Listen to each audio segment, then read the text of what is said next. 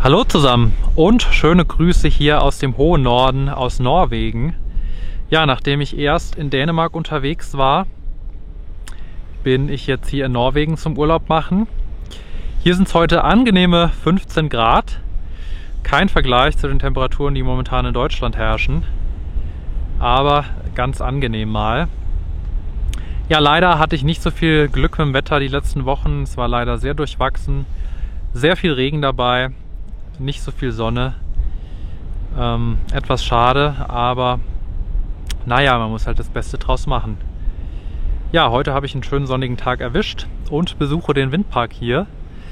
Wollte ich unbedingt mal machen, hier einen Windpark besuchen, mir das mal anschauen, wie das hier aussieht, weil es auch einfach landschaftlich sehr, sehr reizvoll ist. Habe jetzt echt 4,5 Stunden hierher gebraucht mit öffentlichen Verkehrsmitteln und Wandern.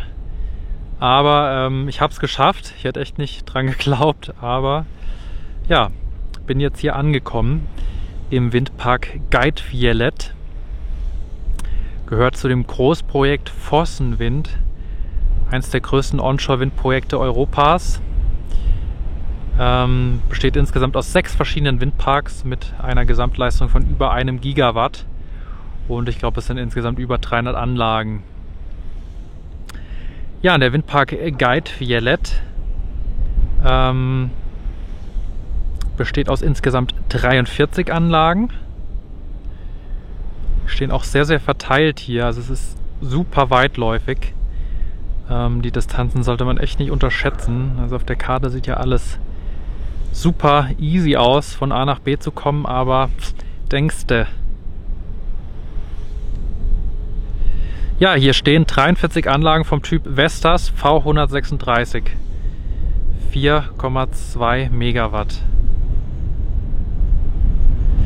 Ja, landschaftlich finde ich das super reizvoll, richtig schön. Gefällt nicht jedem, aber ich finde, es hat echt seinen ganz besonderen Reiz. Ja, da sieht man es, wie weit sich das hier erstreckt. Und ja, vom Gefälle her, vom Gelände ist halt ja oft sehr abschüssig, Täler dazwischen. Hier hinten ist dann auch nochmal ein weiterer Komplex mit Anlagen. Da stehen auch nochmal 10 Anlagen oder so. Also echt extrem weitläufig.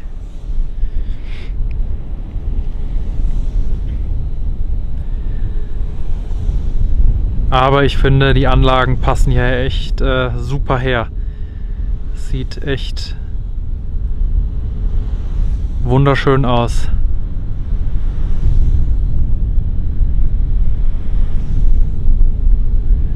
War, glaube ich, auch ein sehr, sehr umstrittenes Projekt hier. Also gab schon auch einiges an Gegenwind. Ja, aber so ist es halt immer, dass man das nicht allen Leuten recht machen kann.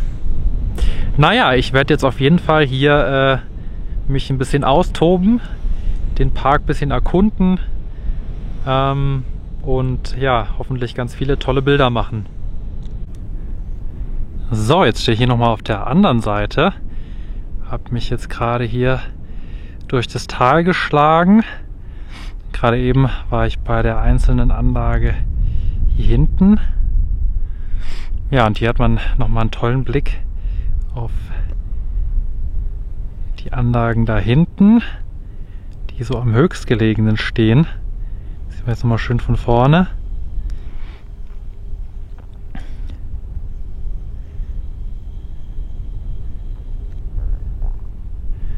Also sind schon so unterschiedliche Komplexe, selbst innerhalb des Windparks.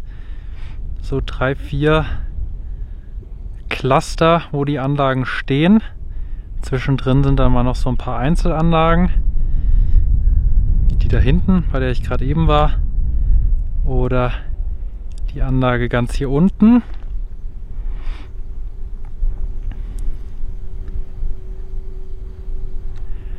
Und ja, dann ist aber hier hinten auf diesem Berg nochmal so ein Cluster mit 10 Anlagen ungefähr, 10, 12.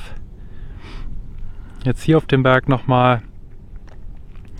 Und ja, da hinten, das sind dann jetzt die ganzen Anlagen, die in der Nähe vom Fjord stehen. Oberhalb des Fjords habe ich eigentlich gehofft, dass man den von hier aus sieht, aber der liegt jetzt dann hinten im Tal.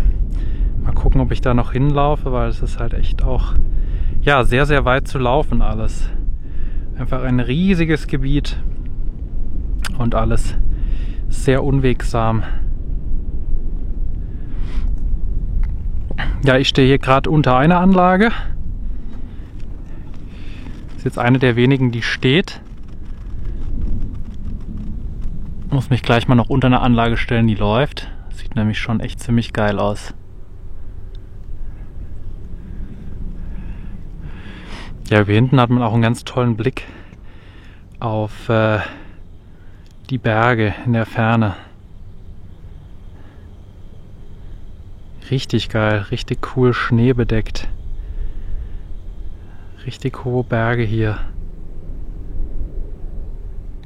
Richtig schön rund, der da, weiß ich jetzt gar nicht genau, was das für Berge sind, aber auf jeden Fall ja irgendwo in der Nähe von der Küste.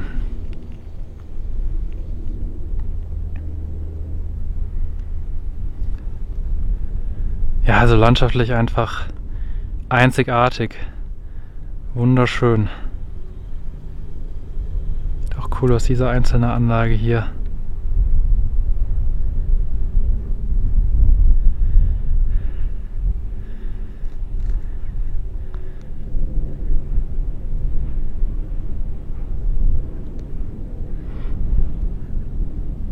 Ja, mit der kleinen Nabenhöhe sieht natürlich auch verdammt cool aus.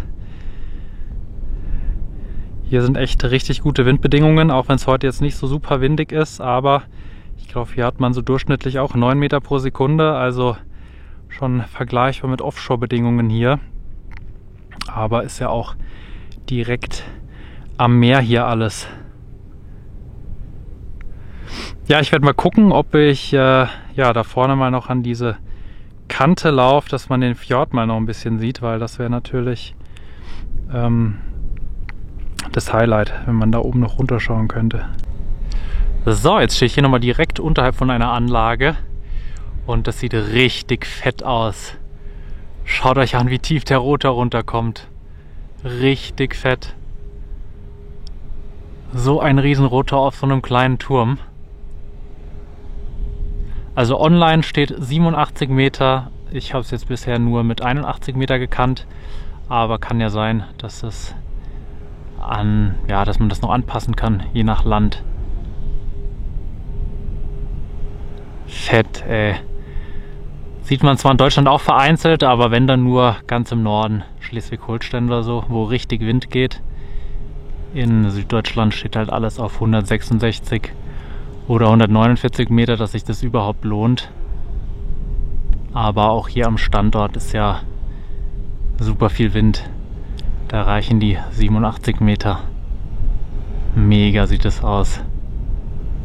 Ho. Echt zum Greifen nah, das Rotorblatt.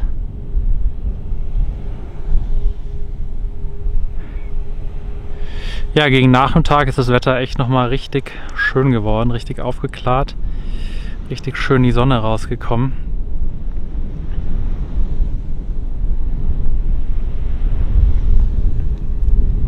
Ja, ich schätze mal, wenn ich den Fjord sehen wollte, müsste ich bis zu der Anlage ganz da vorne laufen. Die steht nämlich gerade so an der Kante und dann könnte ich runter gucken. Aber das ist echt noch ein ganz schönes Stück. Sehr, sehr verzweigt auch die Zuwegung hier. Es sind halt überall noch so kleine Seen und alles dazwischen. Also von der Logistik her und auch von der Erschließung des Windparks hier war das mit Sicherheit auch eine krasse Aktion. Also Musste sicherlich auch super viel Fels gesprengt werden. Und ja, die Dinger dann hierher zu transportieren, richtig krass.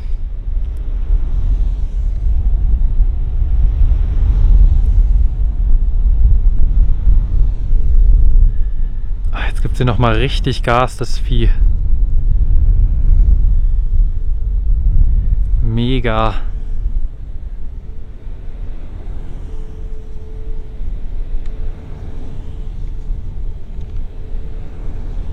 Oh, das sieht so geil aus.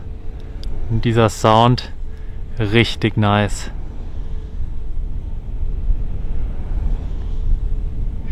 Naja, ich werde noch mal ein Stück weiterlaufen, mal gucken, ob ich da hinten auf den Hügel noch mal komme. Vielleicht hat man ja von da eine Aussicht. Ja, hier hat man jetzt noch mal einen schönen Blick in die andere Richtung. Auf die Anlagen, die etwas niedriger liegen, quasi direkt oberhalb des Fjords. Aber da ist jetzt nochmal ein richtig tiefes Tal dazwischen. Also wenn ich dann noch bis zu den Anlagen hier laufen wollte, wäre auch schon wieder ewig unterwegs und ich bin heute echt schon super viel gelaufen. Da hinten kann man ihn so ein bisschen erahnen, da sieht man so ein kleines Stück Blau. Da müsste dann der Fjord sein. Aber ich habe die Distanzen hier echt ein bisschen unterschätzt. Das ist echt richtig weit alles. Ja, was ich entdeckt habe, von hier aus sieht man noch einen weiteren Komplex des Vossenwind-Projekts. Und zwar ganz hier hinten am Horizont. Ich hoffe, man erkennt es. Da stehen auch noch mal jede Menge Anlagen.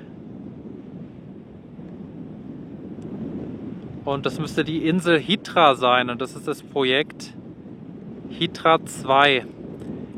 Da stehen auch nochmal jede Menge Anlagen. Also insgesamt sind es 6 Komplexe. 2016 hat man mit dem Bau angefangen und seit 2020 sind dann, glaube ich, alle Anlagen in Betrieb. Allerdings muss man dazu sagen, die 2 größten Projekte, Storea und Roan, wurden beklagt von den Sami. Das sind ja, die Ureinwohner hier, die ihre Rentiere hier herden. Und ja, sie haben geklagt, weil die Rentiere durch die Windkraftanlagen quasi in ihrem ursprünglichen Habitat gestört werden und es nicht mehr nutzen. Und ja, sie haben die Klage gewonnen. Und für 2 Windparks ja, mit ungefähr 150 Anlagen hat man die Genehmigung verloren. Und ich bin mir jetzt gar nicht sicher, was jetzt mit den Windparks passiert. Also sie haben jetzt keine rechtskräftige Genehmigung mehr und weiß jetzt nicht, ob man sie abreißt oder ob man nochmal versucht, eine neue Genehmigung zu bekommen. Aber das ist schon richtig bitter.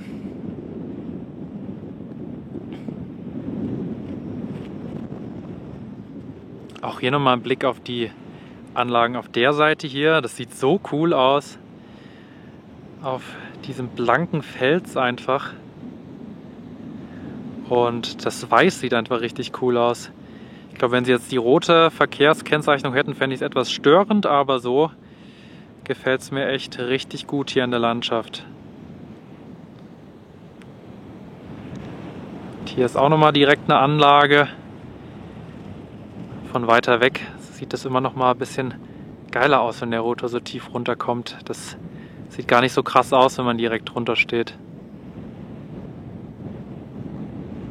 Ich habe jetzt hier nochmal angehalten. Von hier aus hat man nämlich die übel geniale Sicht. Wunderschön sieht es aus.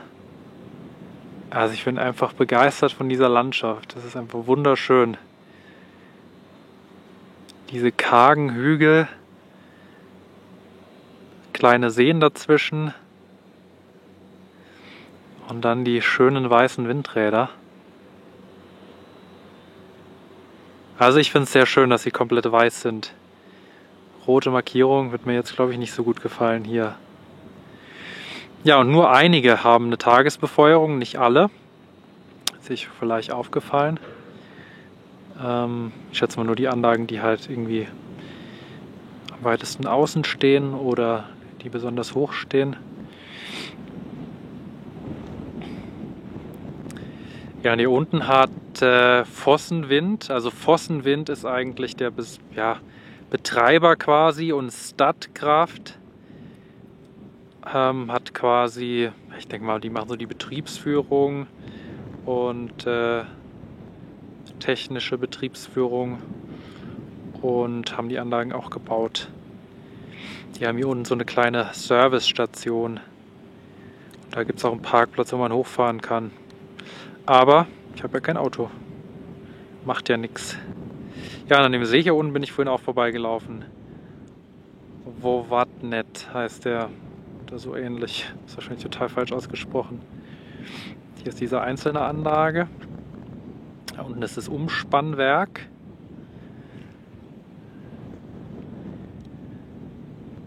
Und da sieht man, wie sich die Zuwegung hier komplett durchschlängelt.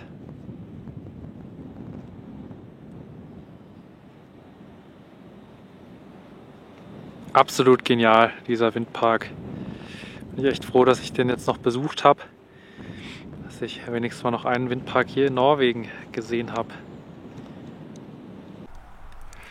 So, ihr Lieben, hier hat man nochmal einen schönen Blick auf den Windpark von unten. Da sieht man die Anlagen oben auf dem Berg. Hier ist auch nochmal ein Schild auf Norwegisch. Könnt ihr mal übersetzen, wenn ihr Lust habt. Geht um Eiswurf, so wie es aussieht. Ja, ich hoffe, es hat euch gefallen. Mir hat es richtig Spaß gemacht, trotz der ganzen Strapazen hierher zu kommen, den Windpark jetzt zu besuchen. Im Anschluss habe ich nochmal ein paar Drohnenaufnahmen für euch. Die sind auch echt sehr, sehr schön geworden. Ja, ich werde jetzt mal versuchen, zurück zu trampen. Hier ist direkt die Straße. Die nächste Bushaltestelle ist nämlich 8 Kilometer entfernt und der Bus fährt in einer Stunde. Und ich bezweifle, dass ich das schaffe. Ja, mal gucken, ob mich jemand mitnimmt. Ja, dann sehen wir uns im nächsten Windpark. Bis dahin, halt die Ohren steif und bis dann.